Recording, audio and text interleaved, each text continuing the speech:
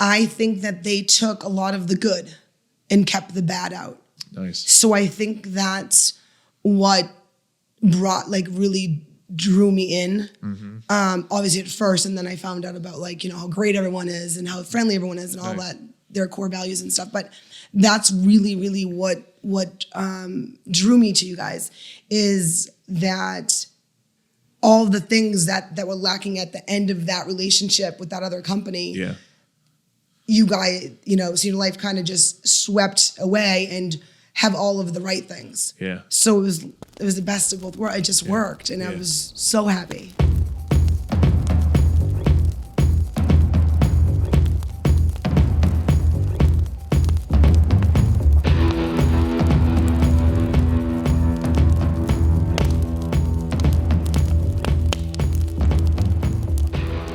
Thomas Roach, Director of Marketing with Senior Life Insurance Company. We're at the beautiful home office in Thomasville, Georgia, and like always, we are all fired up. We have a very special guest who came a very long way today to be with us. Ladies and gentlemen, my friend Michelle. Michelle, how are you doing today? Good. Glad to be here. Definitely. I appreciate you coming. The previous episode we shot right before yours was, of course, your business partner, Jill. She had a lot of great things to say. Kind of helped me out once again, because you guys are business partners. You guys run the agency together. She had an idea. She kind of explained y'all's dynamic. What would you say would be your dynamic, like in the group? Like, who are you in the group versus who is she in the group? Good cop, bad cop. Yeah. I think we sometimes consider ourselves that. We've been known to say that once or twice. Are you the good cop or the bad cop? Unfortunately, I'm the bad cop. I hate to say it, but yeah, I'm the bad cop. Right. So she said that you guys have worked together for a very long time. Yes. So how did you guys meet? We were kids. We went to school together. So we grew up together. We've known each other for a very long time. And we've been in business 13 years, maybe longer. We've had other people who worked together who knew each other whenever they were younger. I mean, were you guys just basically friends the entire time, like since you were in elementary school or something like that? Yep. So so you met at school one day? Yep. Yeah? Yep. Inseparable since? Yep. So you guys went in and eventually got into the mortgage business. Yes. So kind of explain to me, because like I always say, like I've always just worked here. I don't really know that world. What were you doing there? Like what was kind of like your career at that point? Yeah, me and Jill have had quite a few jobs together. Yeah. So yes, we did mortgages for about 5 years, I think it was. And we did refinancing. And prime lending. So I was in an office, about 9 to 5 type of schedule. Right. Didn't really leave the office too much. Here and there we'd go out to meet clients, but Right. pretty much standard, 9 to 5 type of gig. And I liked it. It was good. Yeah. I was commission based as well, and I liked it, but it got really difficult. Why? The market. The rules and regulations. And then actually I was in Honduras with my family. Right. And I was traveling home, and I thought the weather was bad. And I got a call from someone that worked in my company and saying, hey, don't come in tomorrow. And I said, oh, okay. It's, snowstorm. It's really bad. I think it, must hit our area. And then I find out that the whole company shut down. The whole company? Whole company, all of North America. And it was me and my sister worked there.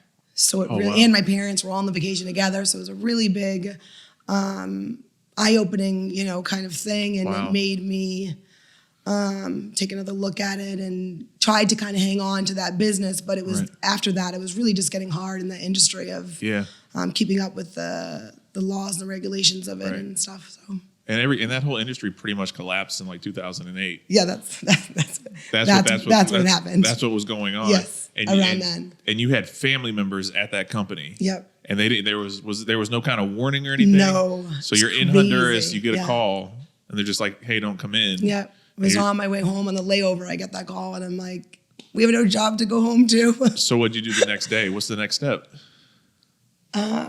Figure out my bills, figure out what I'm going to do. Right. It was scary. Yeah. It was actually really scary. because I'd been there for a while, and then my parents also, their 2 daughters just lost their jobs. Right. That were very secure. Yeah. So, and I tried to play around with it for a little bit, see if I could, stick around in that business, but it didn't work. And then 2008 really finalized that. That was the exclamation That point. was the last of it. And then what was your next move as far as your career goes? Life insurance. I reconnected with Josh. Okay. So Josh was working with you previously. He had already gone into... Yes. Okay. Yes. He actually worked in the mortgage industry with us as well. Reconnected with him at an old, not this company, at another company prior to that. And we found him. And it just was kismet. So, what was that for you? Was that a hard transition, one industry to another? Yes. Yeah. It was a while ago. My parents weren't too thrilled about it. Right. Because they weren't thrilled about it. No. As far as the transition to the other career. Yeah, I think it's just being the way the pay is and things like that. I got you. Being straight commission, they were very reluctant. Yeah. Yeah, they weren't thrilled about it. They were very skeptical. Okay. But I did it. Yeah. And I've been happier ever since. I feel based on, your stats and your career at this point, their skepticism must have begun to dwindle probably pretty quickly. It's pretty much gone. Pretty much gone. Right. So early on, you and Jill, did you tag team immediately as soon as you guys reconnected with Josh? Is that what happened? Yes. Okay. So we were just right away kind of the tag team. We'd study together and prep together, and it's kind of like the thing that we do is just really, do the research and kind of be like really knowledgeable about everything that we're doing before we go out there. Right. Especially me, I get nervous very easily. So I want to know my product, know what I'm doing before I do anything. So we really like hunkered down and like learned everything about business and life insurance and all of the above. And then ever since, we kind of just been growing and growing and growing together, blossoming. Now, she was telling us she's more of the impulsive one out of the two. Is that right? Yes. So how do you handle that with your personality? Because it seems like a very yin and yang, very kind of opposites of the spectrum, opposites attract kind of thing going on. It's so weird that we're opposite, but we're not. We're so alike, but we're so opposite. It's kind of it's hard to describe. Is it more so because you guys have similar goals and stuff like that, and that's why? That's why it works. I feel like, what her strengths are my weaknesses are her strengths, so it really complements each other, I feel like. And we can pick each other up and make it work. How much anxiety does she give you, though, since she seems to just jump right out the window? Yeah. Sometimes I'm just like, what is going on right now? Right. So I get a little bit of anxiety. Yeah. So at your other company, you guys had a pretty good level of success. Things seem to be going pretty well. I know that Josh had a pretty good level of success over there. I feel like if you're doing well at a company, there's not a lot of people wouldn't really want to leave a company. But then you guys became brokers in the meantime. Yeah. So what made you want to leave that other company to begin with? I don't think it was really, by choice. I think it was just, it's hard out there. Yeah. To be perfectly honest, it's a hard business. I liked a lot of what they had, I feel like. But everything happens for a reason. Right. Put it this way. Let me start this over. Everything happens for a reason. And when I feel like we got pushed out. You know what I mean? And by the company? Yep, by that very first company. Okay. So we kind of got pushed out, and we thought we were on top of the world. But if you're having a good level of success and you guys seem to be very driven, why would a company push somebody out like that? I think it happens a lot in this industry. Yeah. And then when we went on to, we've been jumping around just trying to find our forever home because that's all we've ever wanted. We work so hard. Right. And we take pride in that. We take our agents in like they are family. Yeah. I mean, I have them call me up when they have a sick family member. I'm sending flowers. That's how I treat them. Is there anything I can do for you? I go above and beyond. I feel as though I do Yeah. for my agents. And Right. I feel like Senior Life does that. I feel like that's what drove me more so after this weekend. But Right. I feel though, you know, you guys have that same value. And I haven't found that in a very long time. I thought maybe, you know, kind of like that in my first company. Right. So this makes me think of that, but in a whole new way, Yeah. if that makes sense. It does make sense. It does make sense.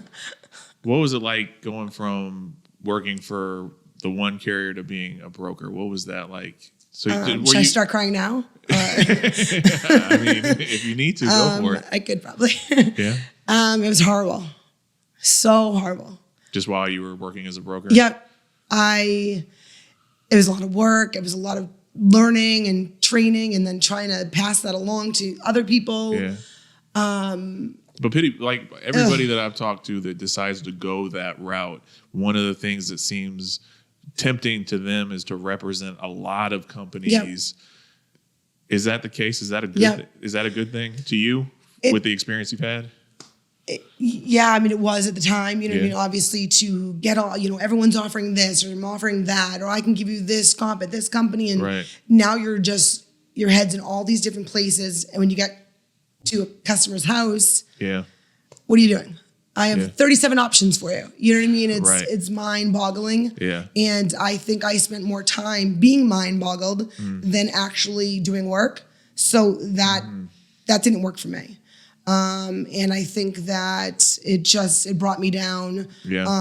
Time spent on paperwork and they're always changing, not for the better. You know what I mean? Right. Probably for the worse. And paperwork, just everything kept changing. And it was Yeah. like the mortgage industry, when that went bad, Right. I feel like that's happening now all around, you know, with being brokers. So how did you deal with that emotionally? Like, because that seems like, you know, It was a lot of anxiety. It was Yeah. a lot. It was stressful. I couldn't Yeah. sleep at night. You know, I felt like every time I would go 2 steps forward, it was 10 steps back.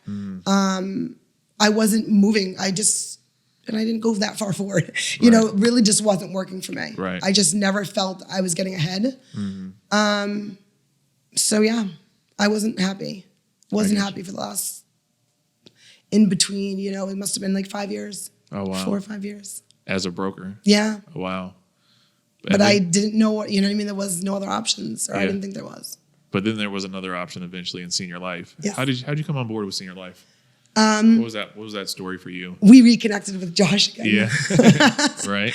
Yep, we found him, or vice versa. Somehow we just, you know, kind of Right. reconnected, Right. and everything was done from there.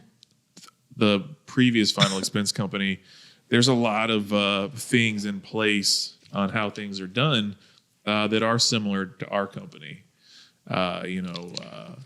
Ron Powell being such a trailblazer, throughout his final expense career, things that he kind of left behind at other companies are still there before he started his own.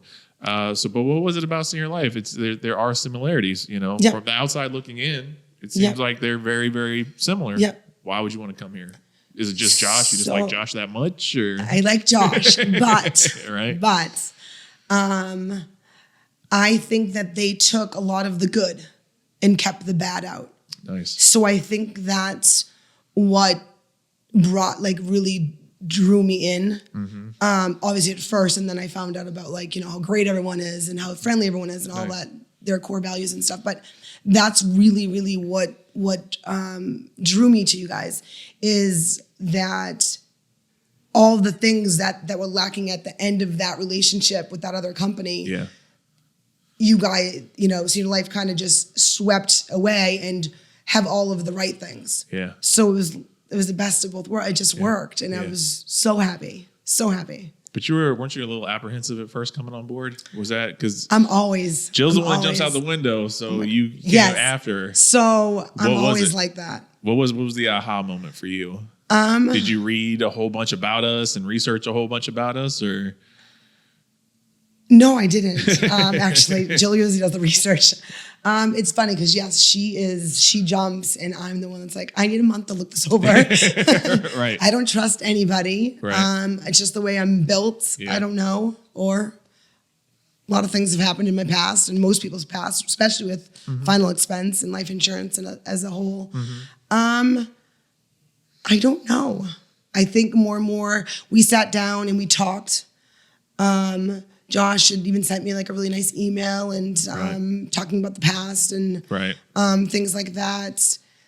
Maybe we had a second sit down. And it just brought back up a lot of memories and how good it was, and explained all these things that I think I wanted to see myself get back to. Yeah. And I think that's just what did it. I finally was like, I can trust and I can do this, and no one's let me down. So. Yeah. Being in a management position, you talked about your emotional connection to your agents, how you're trying to do as much as you can for them. The sad reality is not everybody makes it in this business, with final expense, with senior life, it comes down to the agent. How hard are you willing to work? You have to actually put in the work. And so how do you deal with the people that fall off? It's something I struggle with. Yeah. I think I did a workshop recently, and I think that was one of my topics that I kind of brought up because it's something that I struggle with.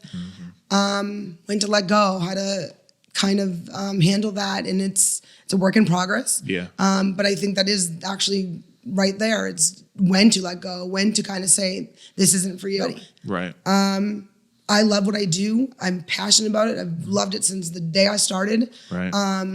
But it's not for everyone. And I think that we forget that sometimes. Yeah. We forget that, everyone isn't me or Jill or our top agents and things like that. So you have to kind of find that right away and really have that conversation with people and say, hey, this just isn't working out.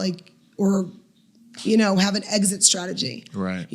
Last ditch effort, do this, and this, and just see if it's, see what we can do. But then we have to really just let them go because it's not for everybody. Yeah. And that can be a tough situation. One of the things is I feel like you guys do very well as leaders for the period that I've known you. But I also feel like Josh is a phenomenal leader. He's somebody that I do personally have a lot of respect and admiration for. One thing Jill kind of talked about is, at the other company, when he was first coming on board and he was first beginning to grow, he completely didn't have any training. And so as a leader, it made it hard because not being trained, not being mentored, and now you're trying to do the same because that's what they want you to do, maybe made him not the best leader he could be just based on a circumstance. How do you feel the differences, Josh now, senior life Josh, in comparison to Josh from when you first got into final expense and maybe even whenever you guys were working in the mortgage stuff together? Completely different. Yeah. That's actually really interesting. They made me look at it like that. Right. Because he has completely changed. Back in the days, it was just, here you go, here's a pamphlet and kind of figure it out yourself, Google it. Kind of Google it. Google it, look it up, draw some pictures for your clients, whatever it is. And that's how I said, how me and Jill just did the research, figured it out. We planned, we called funeral homes and, we kind of, because that's what we were kind of brought up to do. Right. But Josh has come a long way. Yeah. So he's all about trainings and webinars and seminars and workshops. And so that's another thing that I kind of now also love because I'm all about that structure and that training level because I can't learn like that, so I don't expect anybody else to. Right. I think they need to go on the road and do role playing and role playing.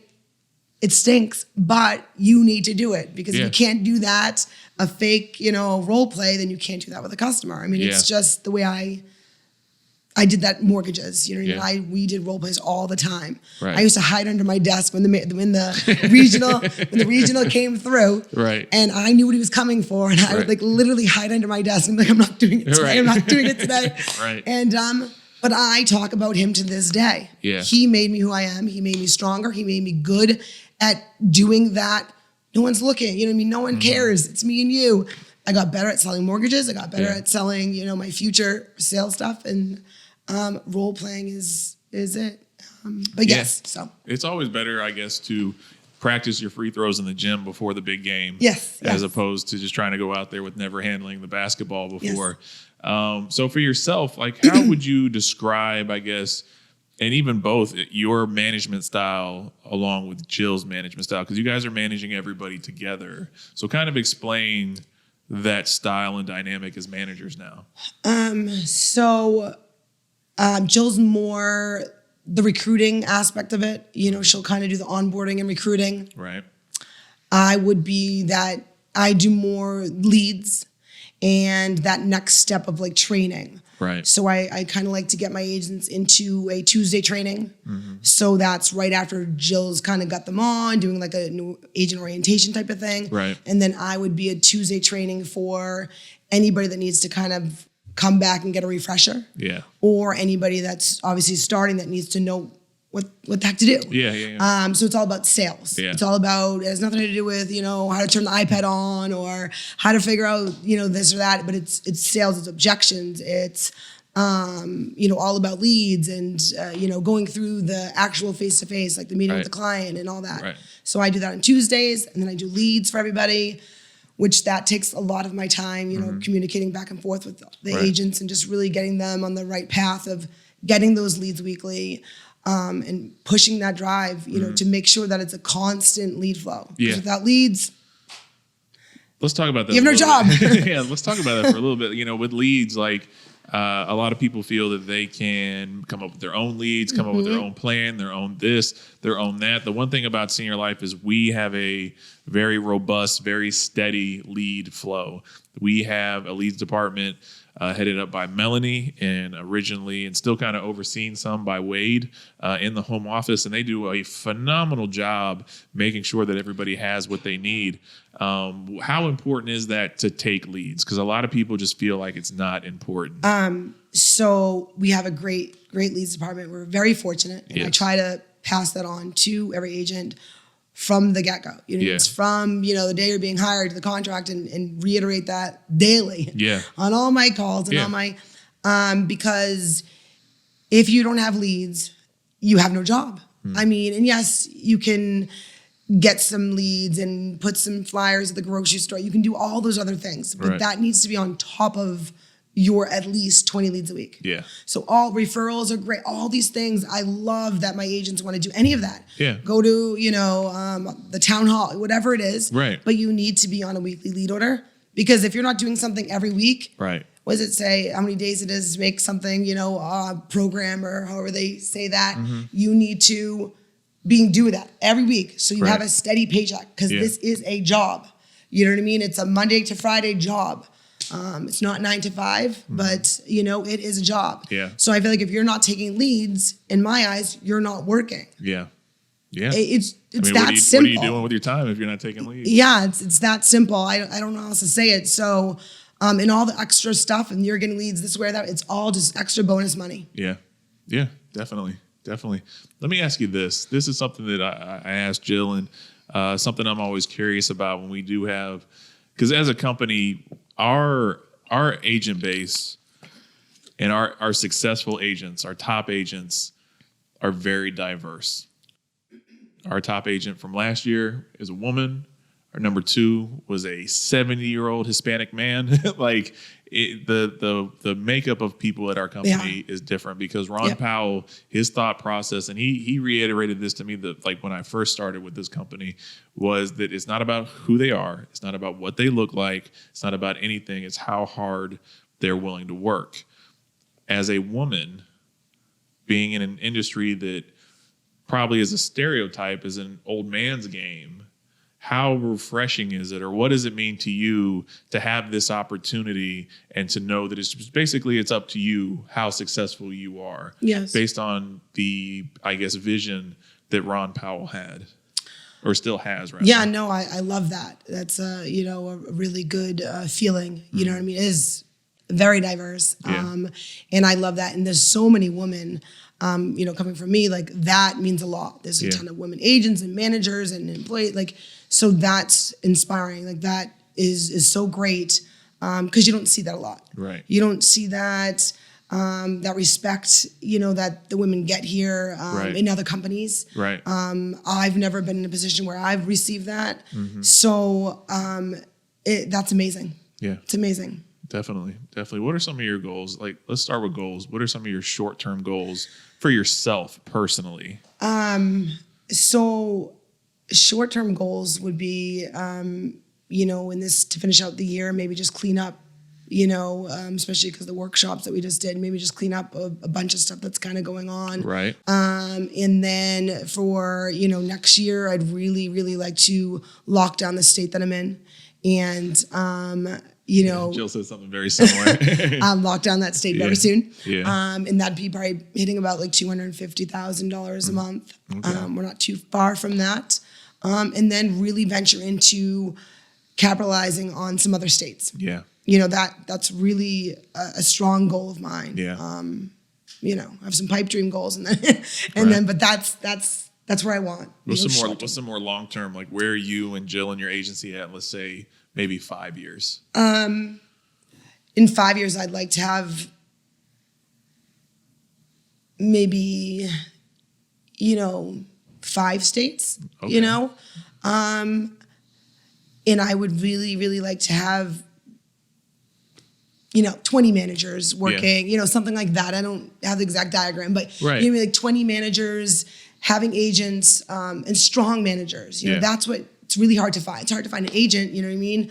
A good agent. So you want to have those strong managers that can train them. So 20 of me and Joe that could train them down the road, because it's all about training. It's where it stems from. Yeah. If they don't have the right training, then you're going to lose out. Yeah. You're going to lose them. Yeah. So if we could train the right managers and the managers can train the right agents and it just all kind of goes from there, that would be powerful. Yeah. So if we get to that point with 20 managers, having a team, in that many states, that seems like a good goal. Yeah.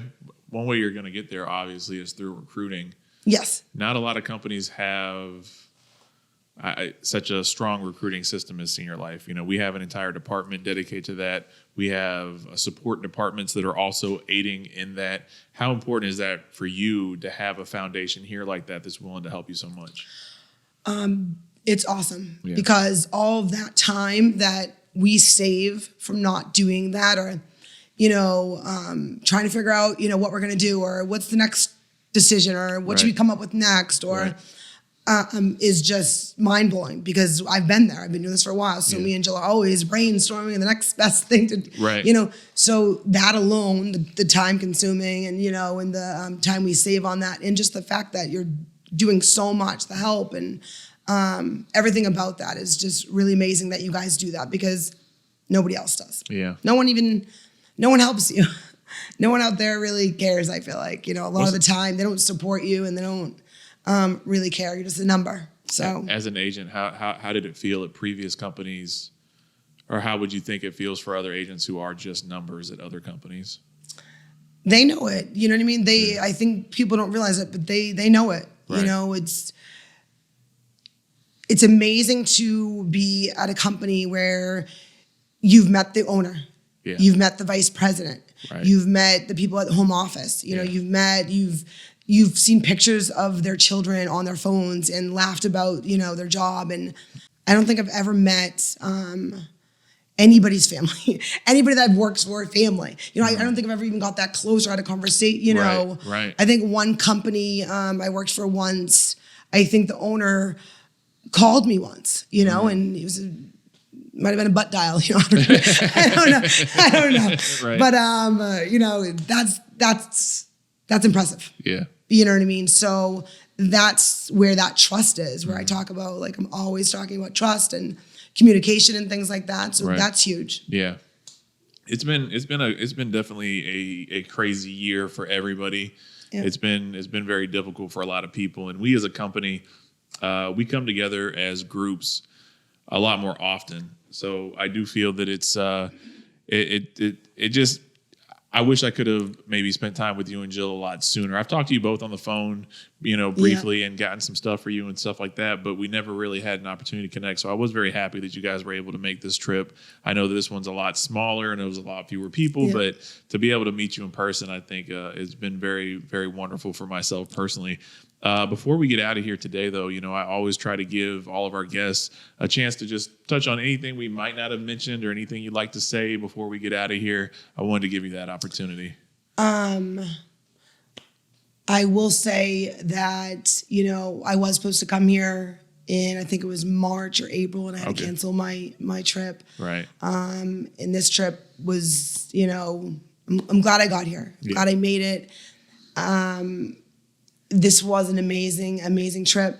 The workshops that they did yesterday were, you don't know what you're going to get when you come. You know what I mean? You go to a workshop or any business trip or whatnot. Am I going to be sitting there, falling asleep? Or am I going to be like, I heard this, from you and you and you. Right. I was sincerely was very happy at the end. I felt like I was heard. Mm-hmm. I felt like it was an open line of communication. It was not someone just standing up in the front and talking for 8 hours. Right. So I've never been in anything like that. It was really, really, really cool. And I'm so glad I came. Definitely. And I'm so glad I got to meet so many amazing people. Mm-hmm. And I can't wait to come again. Absolutely. And we can't wait to have you. I'm booking my flight. Yes, definitely. Already. Definitely. We want you to come here as much as you possibly can. Once again, like I said, it's been a great treat for myself to get to know the two of you a lot more.